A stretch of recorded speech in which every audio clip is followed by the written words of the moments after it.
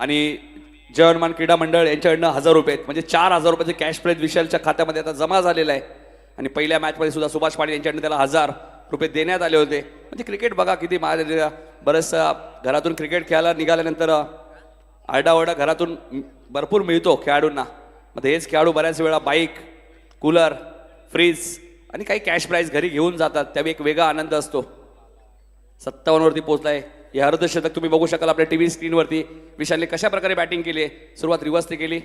चला चला स्पीडअप करा दही सर, जास्त वेळ नका. हा एक हायलाईट बघा विशालच्या बॅटिंगची. जबरदस्त बॅटिंग, पॉवर पॅक बॅटिंग काय असते.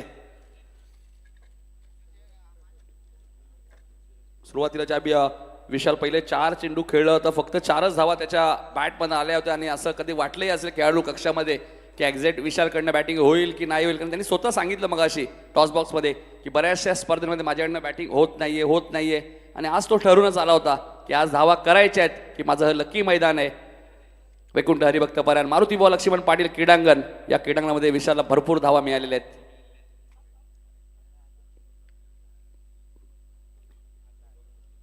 चला थोडीशी घाई करा विशाल.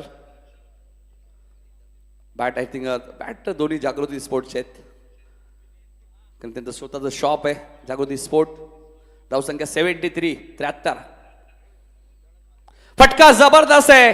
विशालने षटकार मारले तर विकास का थांबेल.